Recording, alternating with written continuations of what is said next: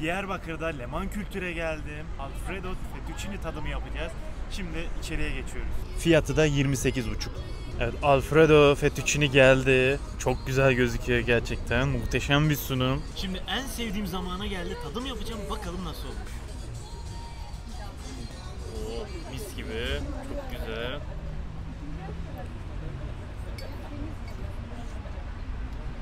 Çok lezzetli gerçekten. Muhteşem olmuş. İnşallah bu kıvamı yakalarım. Herkese merhabalar. Bu tarifte sizlere tavuklu fettuccine alfredo nasıl yapılır onu anlatacağım. Tarifi videonun altındaki açıklama kısmına ekledim. Parmesan peyniri alıyorum. Fiyatı 32,95. Yumurta alıyorum. Fiyatı 7,95. İçerisinde 10 adet var. Tereyağı alıyorum. Fiyatı 13,95. 1 kilo un alıyorum. Fiyatı 4,95. Bir paket krema alıyorum. Fiyatı 7,95. Tavuk göğsü alıyorum. Kilosu 20 TL. Bu 11 TL'ye geliyor. Tüm alışverişi yaptım. Fiyat bilgilendirmesi yaptım. Şimdi tarifi yapmaya geçebiliriz. 300 gram un kullanıyorum. Kaç su bardağına tekabül ediyor onu da göstereceğim size. 300 gram un tam tamına 3 su bardağı un yapıyor. Unumuzu bir karıştırma kabına ekliyoruz.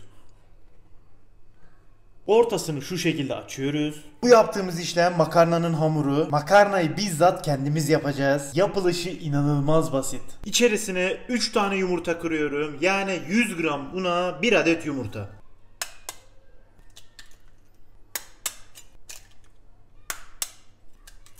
Tepeleme 1 çay kaşığı da tuz ekliyorum. Bunu kendi içinde iyice karıştırıyorum. Karıştırdıkça kenardaki un da yumurtaya yapışacak. Yavaş yavaş bunu bu şekilde kıvama getiriyorsunuz. Kenarlardan üzerine yavaş yavaş un ekleyin ve bu şekilde karıştırmaya devam edin.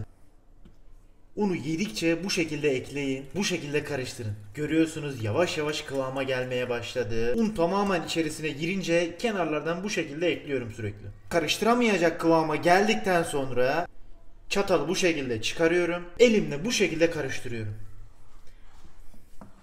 Yumurtayla un tamamen iç içe geçene kadar bu şekilde yoğuruyorum. Hamurumuz inanılmaz sert şu an. Zaten istediğimiz kıvam da bu. Bunu bu şekilde en az 10 dakika bu şekilde yoğurmanız gerekecek. Sakın vazgeçmeyin. Çok sert oldu, aman kötü oldu demeyin. Hamuru tam tamına 10 dakikadır bu şekilde yoğuruyorum. Şimdi bunun üzerine streçle kaplayacağım. Ve daha sonra buzdolabında yarım saat dinlendireceğim. Hamuru streç filmle kapattım. Şimdi bunu buzdolabına ekliyorum. Tam tamına yarım saat bekledi. Şimdi buzdolabından hamurumuzu çıkarıyoruz. Hamurumuz hazır. Kıvamı şu şekilde oldu. Daha da yumuşadı. Şimdi bunu açıyorum. Bunu önce bu şekilde bir tarafına, daha sonra diğer tarafına çevirip yine bu şekilde yapıyoruz. Biraz ters çeviriyoruz. İleri geri bu şekilde önden biraz açıyoruz. Kenarlarından biraz bastırıyorum. Uzun ince yapmanız gerekecek. Ve bunu ip ince olana kadar açacağız. Biraz uzadıktan sonra ikiye böleceğim. Rahat bir şekilde açabilmek için. Bu şekilde açtıkça kenarlara doğru açılacak. Kenarlara açtıkça biraz bu şekilde içine doğru bastırıyoruz. Açtıkça uzamaya başladı. Şimdi ben bunu önce ikiye kesiyorum. Rahatça inceltebilmek için bunları tek tek bu şekilde inceltiyorum. Evet, yavaş yavaş incelmeye başladı. Ne kadar ince olursa o kadar lezzetli olur. Bunun üzerinden 20 kere 30 kere bu şekilde geçerek inceltiyorum bunu. Bu şekilde çeviriyorum. Üzerinden bu şekilde geçiyorum. Evet, gördüğünüz gibi ip ince oldu. İşte tam da bu şekilde yapmanız gerekecek. Hamurları açtık. Uç kısımlarını kestim. Düz bir hale getirdim. Şimdi çok kolay kesme yöntemi göstereceğim size. Bir ucundan tutuyorum ve bu şekilde katlayarak bu şekilde ortaya kadar getiriyorum. Daha sonra diğer tarafına çeviriyorum. Aynı şekilde diğer tarafı da bu şekilde yuvarlak hale getiriyorum. Ve bunu da aynı şekilde katlıyorum. Ve bu ikisini ortada birleştiriyorum. İkisini bu şekilde birleştirdim. Bu hale getirdikten sonra bunları bu şekilde kesiyorum.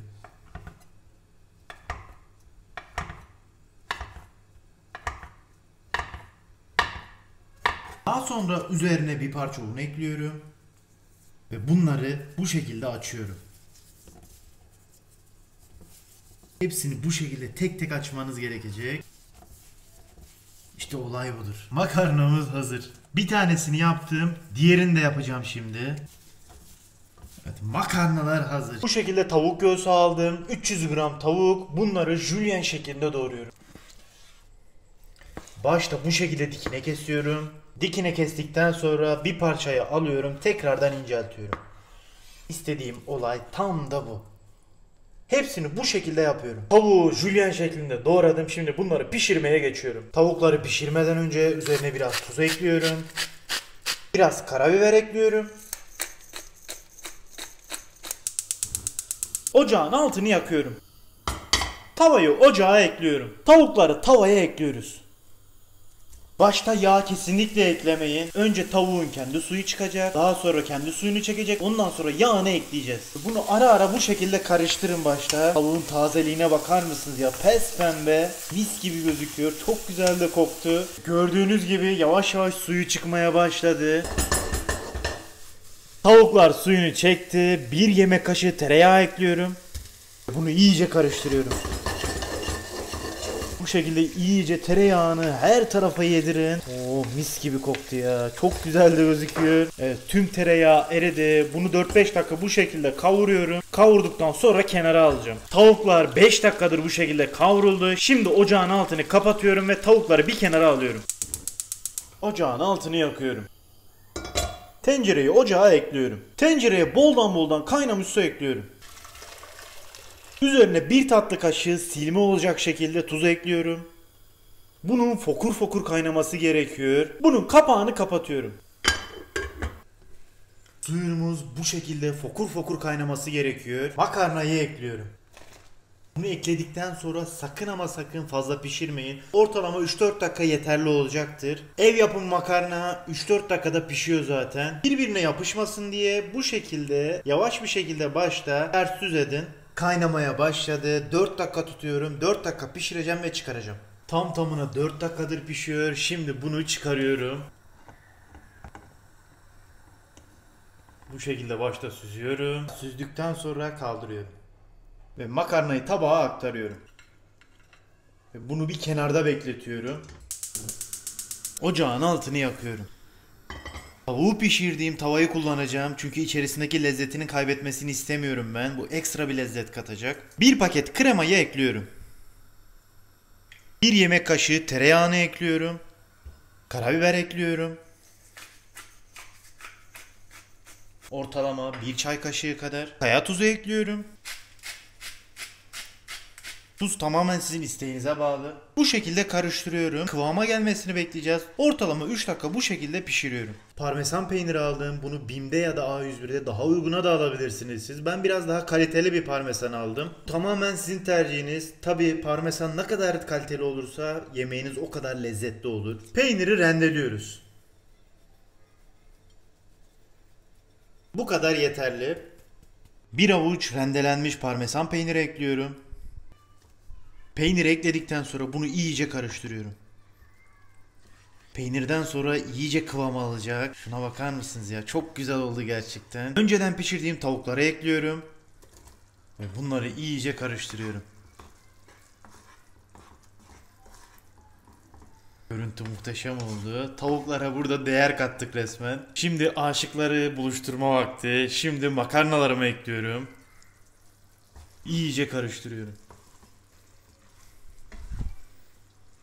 Makarnaların her tarafına sos ve tavuk iyice işlemesi gerekiyor bu şekilde. Tavuklu fettuccine alfredo pişti. Çok da güzel gözüküyor. Şimdi sunuma geçiyorum. Tabağa ekliyorum. Süslemek için biberiye ekliyorum. Bir tane domates ekliyorum. Biraz daha parmesan.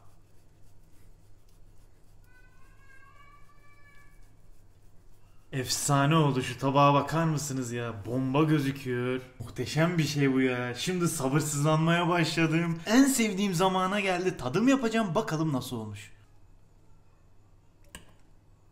Şöyle tavuğundan ve makarnasından.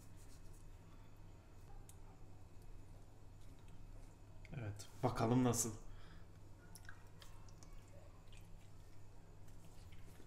Gerçekten bu işi başarmışız. Dört dörtlük olmuş. Hiçbir kusur yok. İnanılmaz lezzetli. Yani kendi makarnamızı kendimiz de yapabiliyoruz bu şekilde. Bu tarifi mutlaka deneyin derim arkadaşlar. Şöyle Şöyle bir tane daha bakıyorum. Bir an önce videoyu sonlandırıp şu güzelliği yemek istiyorum. Herkese afiyet olsun. Videomuzu beğenip kanalımıza abone olmayı unutmayın. Bir sonraki videoda görüşmek üzere arkadaşlar. Hoşçakalın.